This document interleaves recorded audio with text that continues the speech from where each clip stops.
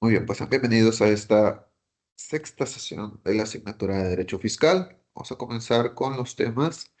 En esta segunda parte, en este segundo apartado,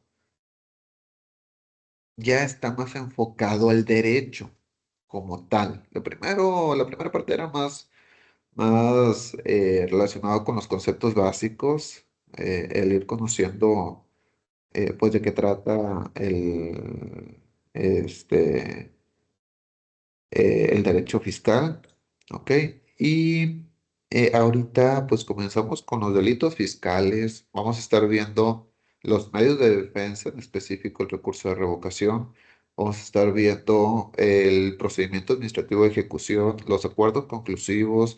Son cosas más, ya más de derecho, ¿verdad? Como tal, ya nos hacemos a un ladito de las cuestiones que involucraban ahí un poquito de cuestiones más contables y nos enfocamos más con el derecho. ¿Ok? Entonces, el día de hoy veremos el tema de los delitos fiscales. Son dos los principales delitos fiscales que están contemplados en el Código Fiscal de la Federación, como es el delito de la defraudación fiscal y el delito del contrabando. ¿Ok? Creo que por estar aquí en cercanía con la frontera, eh, estamos un poquito familiarizados con el de contrabando, sobre todo el semáforo, ¿verdad? De que tal vez hayamos pasado a Laredo o McAllen o algo por el estilo y pues con las compras íbamos haciendo cuentas y el semáforo y la franquicia de cuántos dólares es, etcétera. Entonces, el si declaramos, si no declaramos, esto pues estamos un poco más relacionados con este delito del contrabando, ¿verdad? Digo, no vamos a ver tanto los productos, ¿verdad? Que se pueden pasar ni nada de eso, porque eso ya corresponde a la materia aduanera, pero sí vamos a ver cuáles son las causales de este delito, junto con el delito de la defraudación fiscal, que pues no es otra cosa más que no cumplir con tus obligaciones fiscales, ¿ok? Ese sería el delito de la defraudación fiscal. Aquí nada más quiero hacer una aclaración. No hay algo que te diga de tal a tal cantidad es infracción y de tal cantidad a tal cantidad es delito. No. Ok, aquí ya es a criterio de la autoridad fiscal. Ok. Si tal vez una ocasión no es tan grave, te lo puede considerar como infracción, pero en reincidencia o cuestiones un poquito más graves, se puede ir directo al delito. Entonces, ya depende de la autoridad fiscal. Como quiera ahorita, pues vamos a ver algo respecto de esto, ¿verdad? Generalidades. La Secretaría de Hacienda y Crédito Público es quien va a tener el carácter de víctima u ofendida en los procedimientos penales y juicios relacionados con los delitos previstos en el Código Fiscal. Es decir, no es el SAT, ¿ok? El SAT se encarga de recaudar los impuestos, pero en el caso de que se cometa algún delito fiscal, quien se ve afectado principalmente es la Secretaría de Hacienda y Crédito Público, ¿ok? Este es la principal secretaría y quien eh, realizaría pues prácticamente el trámite de la denuncia, ¿verdad? Ahorita vamos a ir viendo poco a poco todo este procedimiento. Los abogados hacendarios pueden actuar como asesores jurídicos dentro de dichos procedimientos, los abogados de Secretaría de Hacienda y Crédito Público. Y para proceder penalmente por los delitos fiscales es necesario que previamente la Secretaría de Hacienda y Crédito Público formule una querella, independientemente del estado en que se encuentre el procedimiento administrativo de ejecución que en su caso se tenga iniciado. Recordemos, vamos aquí a desglosar un poquito.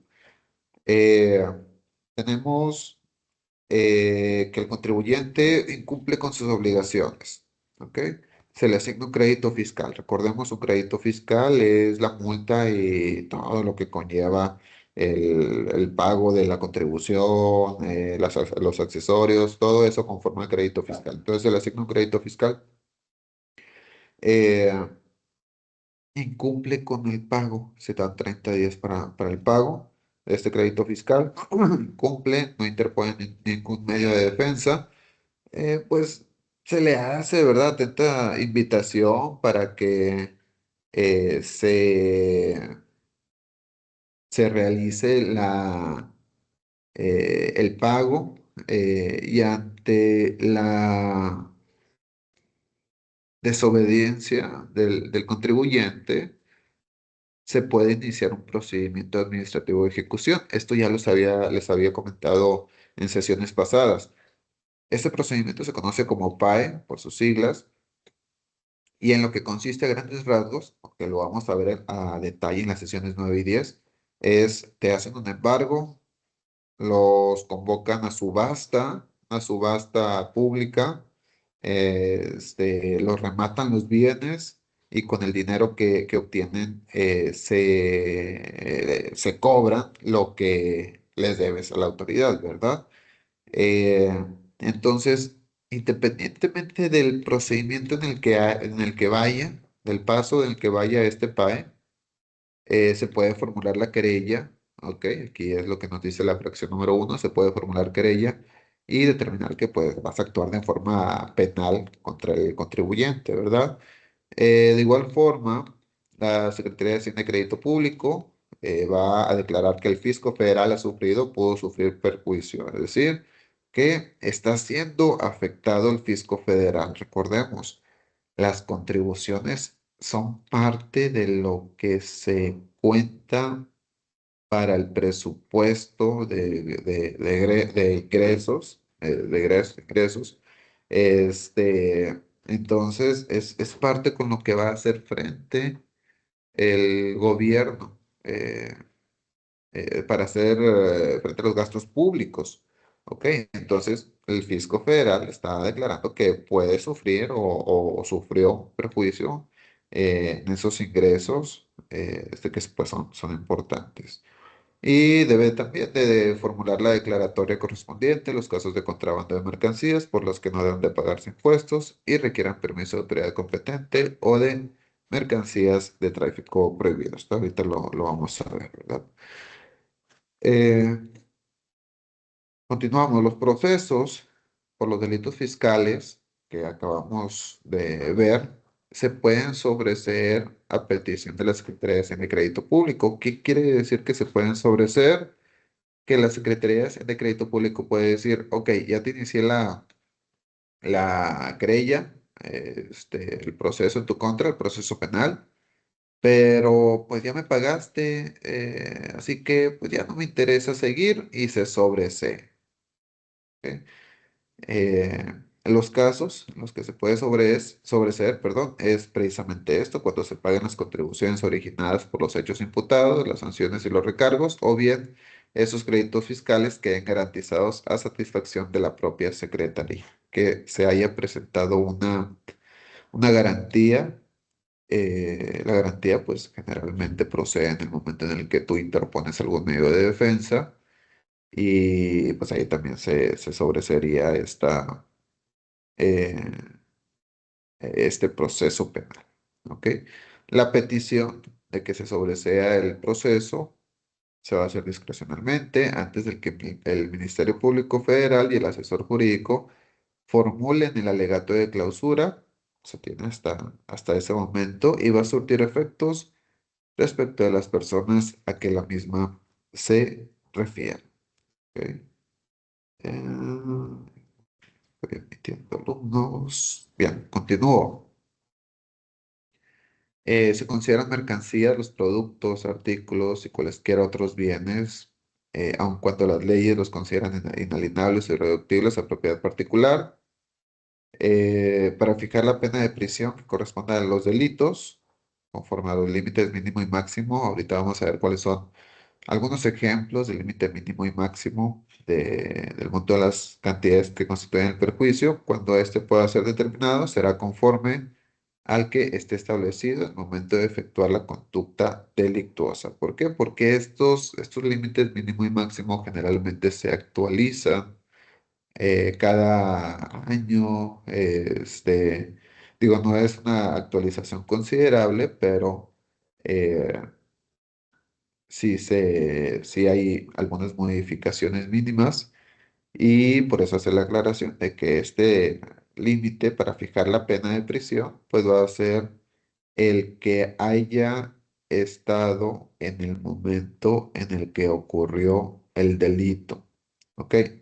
Porque puede ser que, no sé, se haya cometido el delito en diciembre y el proceso pues termine en junio del siguiente año. Entonces se va a tomar en cuenta para fijar la prisión las cantidades que se tenían en diciembre, que es cuando se efectuó la conducta delictuosa. Pruebas en el recurso de revocación. Esto es, perdón, esto es de la siguiente eh, presentación. Una disculpa, se me fue eh, la diapositiva esa. La próxima sesión vamos a estar viendo los medios de defensa, en específico el recurso de revocación que se presenta ante el SAT y aquí está esto de las pruebas, ¿verdad? Pero eso, una disculpa. Eh, Son responsables de los delitos fiscales quienes concierten la realización del delito, que cometan el delito como tal, ¿verdad? Que realicen la conducta o el hecho descritos en la ley, que cometan conjuntamente el delito, que se sirvan de otra persona como instrumento para ejecutarlo, es decir, que no sea por medio de ellos, sino que el delito le hayan pagado a alguien para que eh, contrabande la mercancía o para que realice el delito de la defraudación fiscal o cuando induzcan dolosamente a otro a cometerlo. No le pagaron, pero sí lo engañaron y ahí también son responsables de los delitos fiscales. De igual forma, y esto hay que poner mucha atención, ayuden dolosamente a otro para su comisión. Es que yo nada más te voy a ayudar, pero hasta ahí, ¿verdad? A mí no me pasa nada. No, ¿cuál no te pasa nada? Por ayudar también eh, eres responsable de un delito fiscal.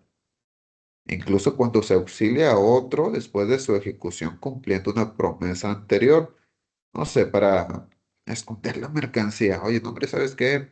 Pues delito de contrabando. Sí, tú comete el delito, que al cabo yo escondo la mercancía en unas bodegas que tengo y luego ya que pasa un tiempo ya te puedes llevar la mercancía, ¿ok? Te cobro tanto. Ah, estás auxiliando a otro para la comisión del delito después de su ejecución, por lo tanto también te consideras como responsable del delito fiscal cuando se tenga la calidad de garante derivada de una disposición jurídica, de un contrato o de los estatutos sociales, en los delitos de omisión con resultado material por tener la obligación de evitar el resultado típico de ayudas. Al final de cuentas, cualquier tipo de ayuda para la comisión de ese delito. ¿Ok? Ahí te consideras como responsable. Es diferente la sanción que se tiene como responsable y como encubrimiento. ¿Ok? Eh, por encubrimiento en los delitos fiscales, quien sin previo acuerdo y sin haber participado en él, después de que se haya cometido el delito, cualquier delito, defraudación fiscal o contrabando, con ánimo de lucro, adquiera, reciba, traslade u oculte el objeto del delito sabientes de que provenía de éste, o, si de acuerdo con las circunstancias, debía presumir su ilegítima procedencia, o ayude a otro a los mismos fines. La diferencia entre el ejemplo que les puse ahorita y esta fracción es la siguiente. En el de ahorita, ya sabías que lo iba a cometer, ¿ok? Pruebas. Puede haber ahí algunas pruebas, ¿verdad? Que encuentre la autoridad. Ya se sabía de la comisión, de que ibas a cometer el delito. Les mencionaba ahorita, sí, vas a cometer el delito, comételo y yo te ayudo a resguardar la mercancía. Ahí eres responsable. Y encubrimiento es cuando llega la persona con la mercancía a tu domicilio y te dice, oye, ¿sabes qué? Es que esta mercancía me la traje de contrabando. Te doy 10,000 pesos, pero resguárdala. Ok, sí está bien, yo la resguardo. O alguna, o sabe, se presume, ¿verdad?, que esa mercancía venía de contrabando. Ahí también estarías siendo sancionado como encubrimiento en los delitos fiscales. Ok, entonces esa es la diferencia. En la primera se sabía que iba a cometer el delito, eres responsable. Aquí no sabías, pero como quiera estás ayudando, entonces eres responsable de encubrimiento. ¿Ok? De igual forma, cuando se ayuda en cualquier forma al imputado para eludir las investigaciones de la autoridad o sustraerse de la acción de ésta o oculta, altere, destruya o haga desaparecer los indicios, evidencias, vestigios, objetos, instrumentos o productos del hecho delictivo o asegure para el imputado el objeto o provecho del mismo. No se transportes la mercancía de un domicilio a otro tratando de esconderla, están eludiendo las investigaciones de la autoridad, también eres parte de encubrimiento, ¿verdad? Este delito se va a sancionar con pena de prisión de 3 meses a 6 años. El encubrimiento, el delito de cuando eres responsable, ahorita lo vamos a ver. Esto es bien importante, casi siempre lo incluyo ahí en las preguntas de examen. Eh, ¿Qué pasa cuando un funcionario público comete o ayuda a la comisión de un delito fiscal? La pena por el delito que resulte se va a aumentar de 3 a 6 años de prisión. ¿Ok? ¿Por qué? Porque pues eres funcionario público, se supone que estás del lado del gobierno y resulta que estás cometiendo ese tipo de delitos, pues bueno, ahí ya se incrementaría la sanción, ¿verdad? Que generalmente lo hacen por medio, cuando lo hacen, ¿verdad? Que ha salido en las noticias, lo hacen por medio de un tercero, no lo hacen de forma directa, pero bueno, ahí está la ley, lo que contempla el Código Fiscal. El derecho a formular la querella, la declaratoria de perjuicio de la Secretaría de Hacienda y Crédito Público, precluye, por lo tanto, se extingue la acción penal en 5 años. Este término ya se los había mencionado al inicio del curso. El término de 5 años está contemplado en el Código Fiscal de la Federación, que hay algunos otros términos en resoluciones, jurisprudencias, pues bueno, pero lo que contempla el Código Fiscal con el que nos quedamos por lo pronto es el de 5 años, ¿ok? Este es tanto a favor tuyo como a favor del SAT. No sé, aquí por ejemplo, cometiste el delito, pero ya pasaron 5 años y la autoridad apenas se va dando cuenta y ya transcurrió ese tiempo, ya no te puede decir nada. Ok, aunque cuente con las pruebas suficientes, si no se te realizó una gestión de cobro o algo, alguna notificación o algo, en 5 años ya no se puede hacer nada. Es lo mismo que tú tienes un saldo a favor, pasan 5 años, no lo reclamas, pues bueno, ahí también lo pierdes, ¿verdad? Ahí el término de 5 años es tanto para la autoridad como para ti. Ok, a ver, un segundito.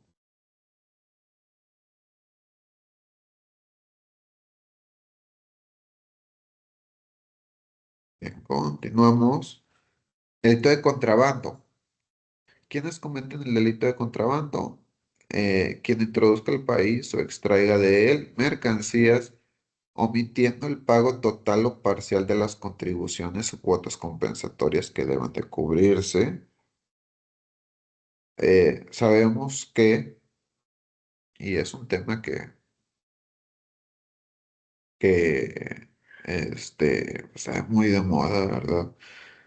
Los famosos aranceles. Eh, Son cantidades que se agregan para proteger el mercado nacional. Vamos a suponer un ejemplo. eh, en China,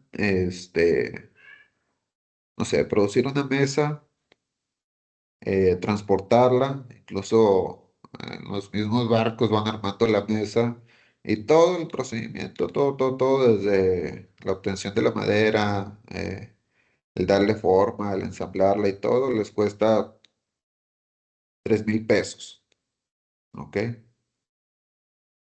Eh, y al comerciante nacional le cuesta 4.000 pesos el solo hecho de crearla, ¿verdad? De tener la madera y todo el asunto. Entonces la autoridad dice, ok, bueno, entonces para que estén en igualdad de condiciones, se te va a cobrar a ti, China, 1.000 pesos por introducir esa mesa, ¿ok? Eh, Porque si no se le cobrara eso, pues serían 3.500 pesos ya tendría ganancia. Y el comerciante nacional, pues no. Le cuesta 4.000 pesos, no puede darla en 3.500, de verdad, tendría pérdida. Por lo tanto, eh, este, se cobra esa cantidad, de verdad, y de esta forma pues se protege el mercado nacional. Entonces, estas cuotas compensatorias tienen esa finalidad, el que haya una protección hacia el mercado nacional agregando esto. Entonces, si no lo pagas, pues estás cometiendo el delito de contrabando que introduzca al país o extraiga de él mercancía sin permiso de autoridad competente cuando sea necesario algún requisito y de importación o exportación prohibida. Hay productos, hay sustancias de importación o exportación prohibida. Repito, ya no nos vamos a meter tanto en específico con qué sustancia esto y esto y esto otro y esto y esto otro y eso es materia aduanera. En el examen no les pongo productos así para que ustedes lo identifiquen o algo, es materia aduanera. Cada producto tiene eh, una clavecita. No recuerdo muy bien la cantidad de dígitos que son. Creo que son 8 dígitos, algo así. Entonces, dependiendo del tipo de producto que es el tipo de cuota compensatoria o de impuesto que se tendría que pagar, ¿verdad? Este, eh, Eso, repito, ya es cuestión aduanera, ¿verdad? No.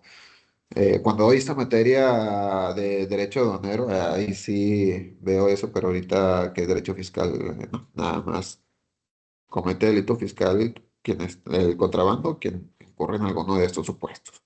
¿Ok?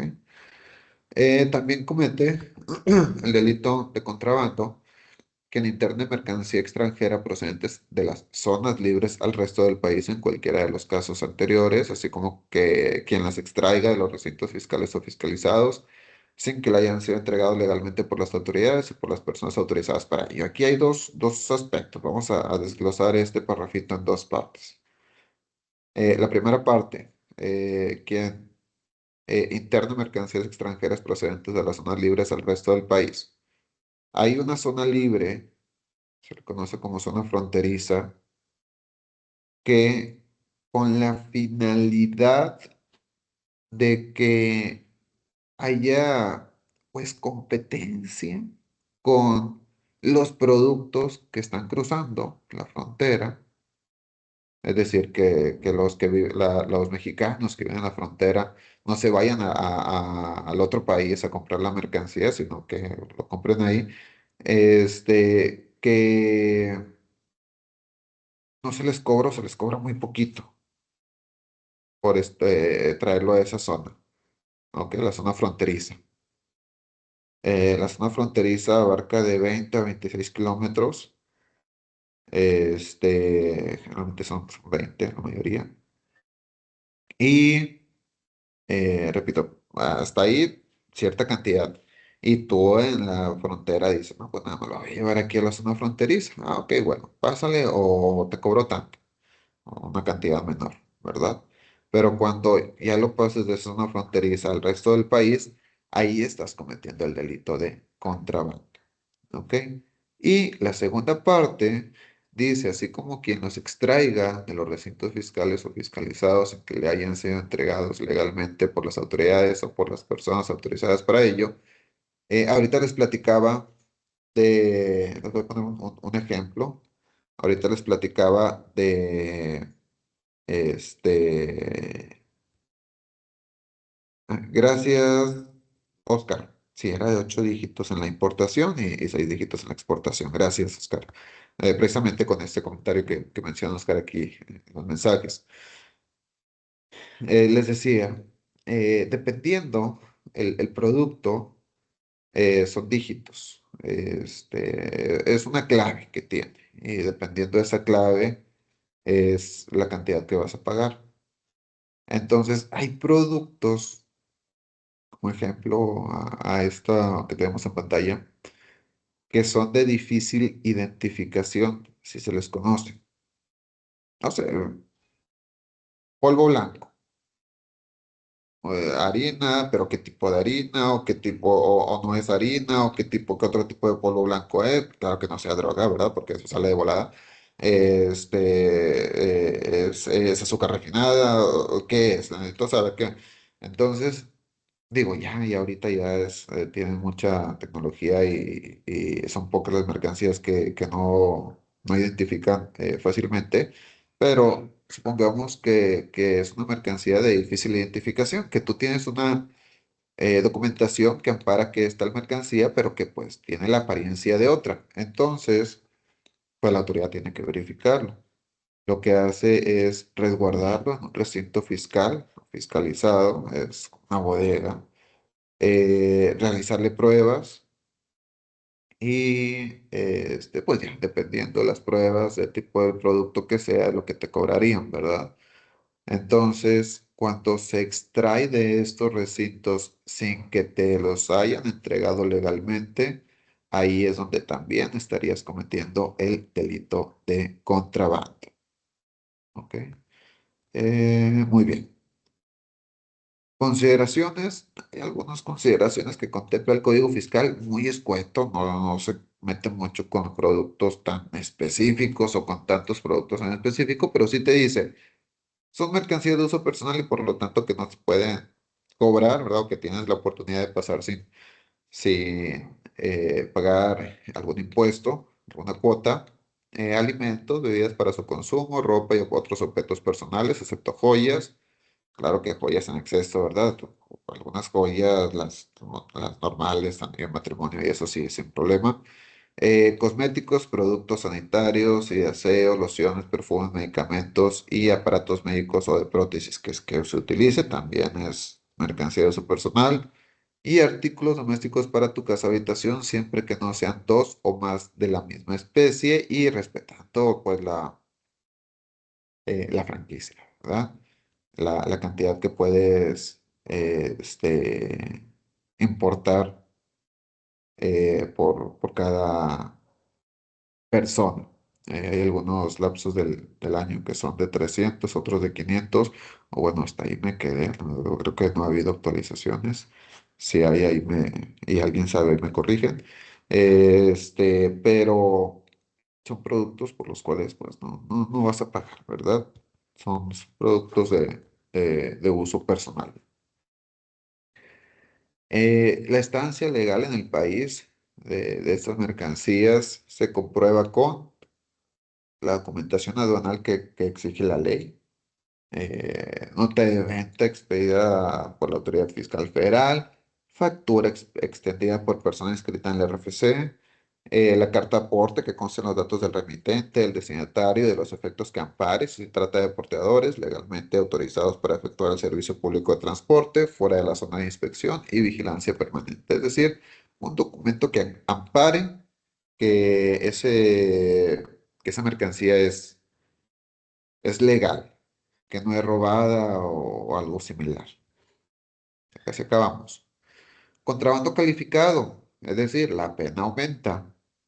Entre otras fracciones, aquí solamente agregué algunas, con violencia física o moral en las personas, de noche o por lugar no autorizado para entrada o salida de las mercancías, ostentándose el autor como funcionario o empleado público, lo que vimos hace ratito, usando documentos falsos por tres o más personas, como dicen en bolita ya es delito. Y hay algunas otras, no sé, aterrizar en un aeropuerto que no haya una autoridad aduanera, es decir, no autorizado, es contrabando calificado y la pena aumentaría.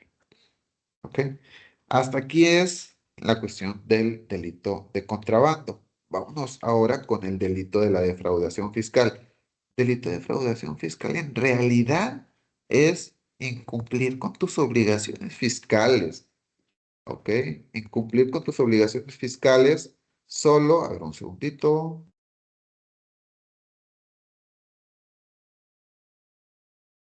solo, que pues ya cuando es reincidente, cantidades muy grandes, es cuando se considera defraudación fiscal. En la mayoría de las ocasiones, perdón, en las demás ocasiones se considera como infracción. ¿Ok? Comete el delito de defraudación fiscal quien conoce engaños o aprovechamiento de errores, omita total o parcialmente el pago de alguna contribución o obtenga el beneficio indebido con perjuicio del fisco federal. La omisión total o parcial de alguna contribución a que se refiere este párrafo comprende indistintamente pagos provisionales o definitivos o el impuesto del ejercicio en los términos de las disposiciones fiscales y se presume cometido el delito de defraudación fiscal cuando existan ingresos o recursos que provengan de operaciones con recursos de procedencia ilícita. Hay algo que se llama este, bueno, el delito de defraudación fiscal, ¿verdad? Pero hay algo que se llama planeación fiscal.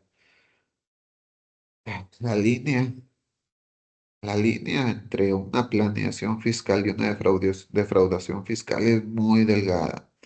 Necesitas conocer mucho de leyes mercantiles, leyes comerciales, leyes fiscales, obviamente, leyes laborales para poder armar una buena planeación fiscal. ¿Qué es una planeación fiscal? Pagar menos, pero conforme a la ley. No sé, así a grandes rasgos, ¿verdad?